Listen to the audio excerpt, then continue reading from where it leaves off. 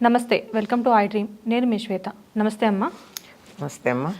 అమ్మ, వశీకరణం అంటారు. అసలు వశీకరణం అనేది నిజంగా ఉందా? అంటే భార్యని భర్త వశీకరణం, లేకపోతే మనకి ఇష్టమైన వాళ్ళని వశీకరణ చేసుకోవడం అంటారు.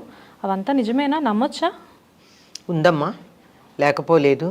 కాకపోతే లోకంలో మనం అనుకునేటటువంటి పద్ధతిలో లేదు. మంత్రాలు, తంత్రాలు, మందులు పెట్టడాలు ఇట్లాంటి పద్ధతులు అయితే లేదు అని చెప్పడానికి లేదు, కానీ అది ఉండకూడదు కూడా. అది చాలా తక్కువగా ఉంటాయి. ఈ మాట ఒకప్పుడు సత్యభామాదేవి ద్రౌపదీదేవిని అడిగింది. అంటే ద్రౌపదికి ఎంత కోపం వచ్చిందంటే, జగన్నాథుడి భార్యవి నువ్వు ఇలాంటి మాటలు మాట్లాడచ్చా అంది.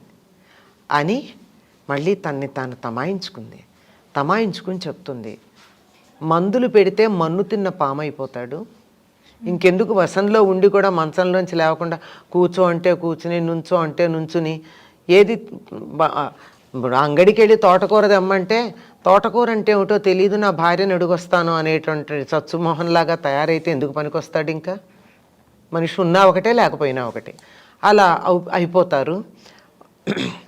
మంత్రాలు పెట్టినట్టయితే వాళ్ళు కూడా ప్రతికూలమైనటువంటి ఫలితాలు ఉంటాయి. అవి కాదు, భర్తని వశపరుచుకోవడానికి ఒక మార్గం ఉంది అని చెప్తుంది. అంతే, ఈవిడ అడిగింది అదే.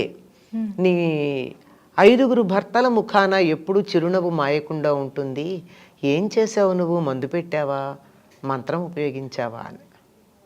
అంటే దానికి ద్రౌపది చెప్తుంది, భర్తని వశపరుచుకోవడానికి ఉన్న మార్గం ఏమిటంటే, ఈ రోజుల్లో మాటల్లో చెప్పాలంటే ద్రౌపది చెప్పినవని అలా ఉంచండి. ద్రౌపది ఏం చెప్పిందంటే, వాళ్ళ ఇంటికి వచ్చేప్పటికి నేను చిరునవ్వు నవ్వుతూ పలకరిస్తాను, వారికి కావాల్సిన సేవలన్నీ చేస్తాను, తల్లిలాగా భోజనం పెడతాను, ఇంటి వ్యవహారాలేవి వాళ్ళకి ఇబ్బంది కలిగించకుండా అన్నీ నేనే చూసుకుంటాను.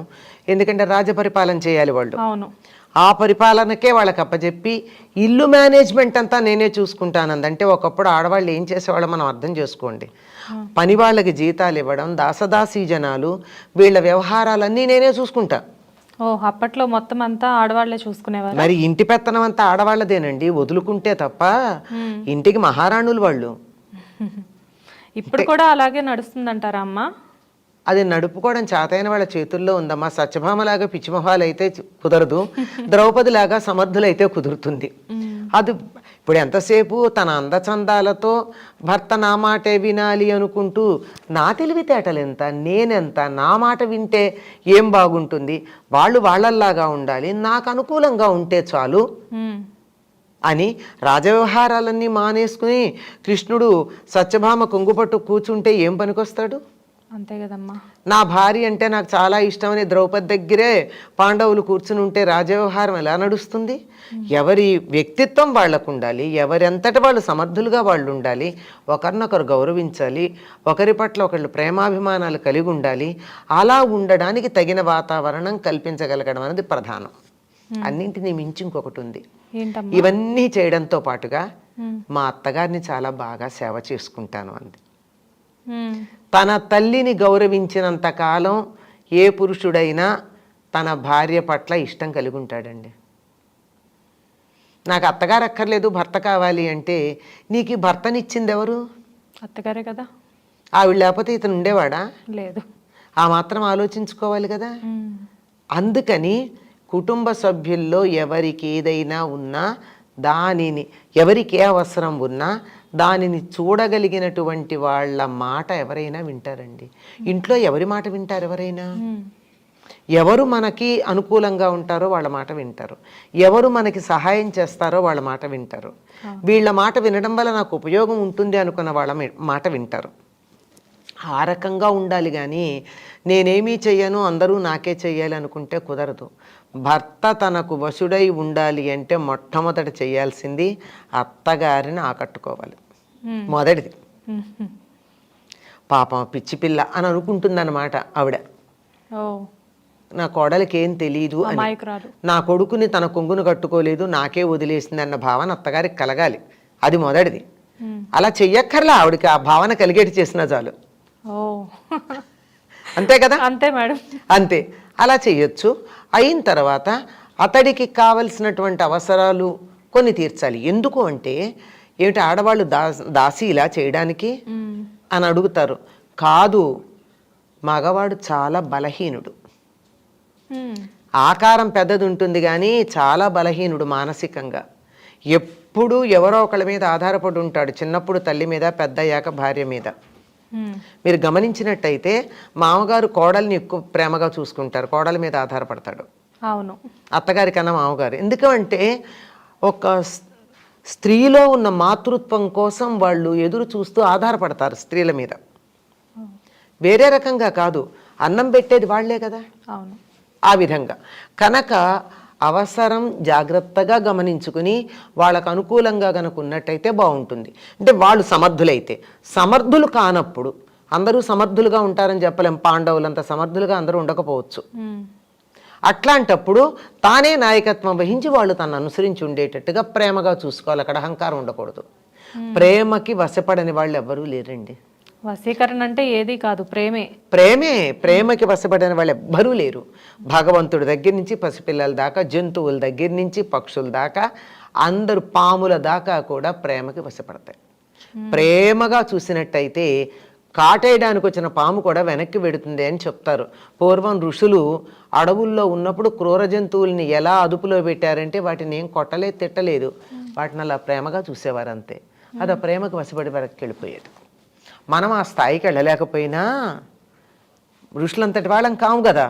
వెంటనే అనుమానం వస్తుంది, అయ్య బాబాయ్ మేము అట్లా కాదు కదా, అవన్నీ చెప్పకండి మాకని. మనకు ఉరికే ఉదాహరణకి చెప్పా కానీ మనం అలా చేయలేం. కానీ కనీసం సాటి మనిషిని మనం ప్రేమతో వశపరుచుకోవచ్చు కదా.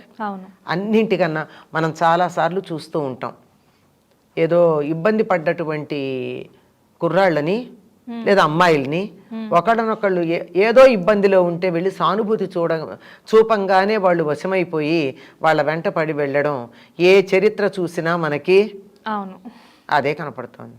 దాన్ని మించింది ఇంకోటి లేదు కదా. నేను పెత్తనం చేస్తానంటే ఎవరు ఒప్పుకోరండి. రవీంద్రనాథ్ ఠాగూర్ చెప్తాడు, అధికారం వచ్చి చెప్పిందట నువ్వు నా దానివి అందిట.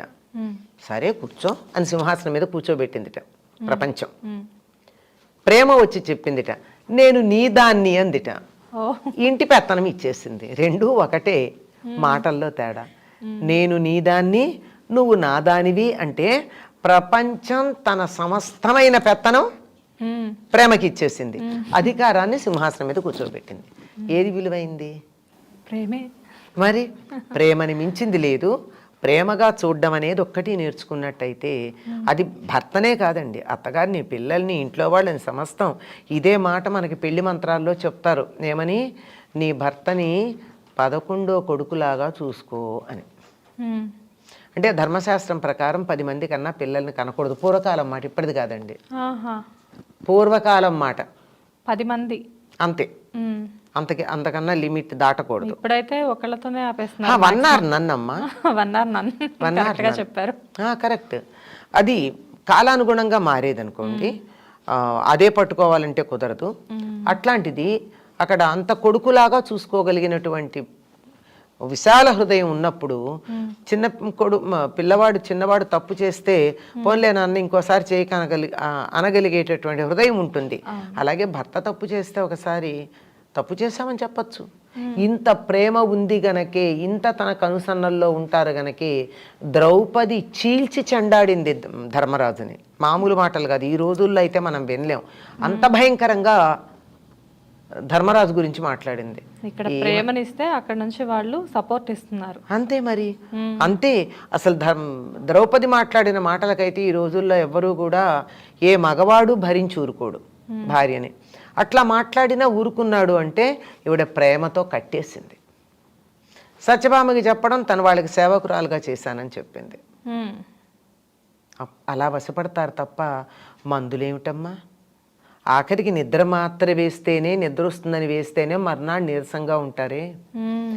కంటిన్యూస్గా నిద్ర మాత్రలు లాంటివి వేస్తే ఏమవుతారు? మన్ను తిన్న పాముల్లా అవుతారే, మందబుద్ధులు అవుతారే, పడిపోతారు. మానసికంగా బలహీనపడతారు. మానసికంగా బలహీనపడినటువంటి ఒక చవట ఉంటే ఎంత, లేకపోతే ఎంత, అది అనవసరం. థ్యాంక్స్ అమ్మా, మంచి ఇన్ఫర్మేషన్ ఇచ్చారు. Thank you.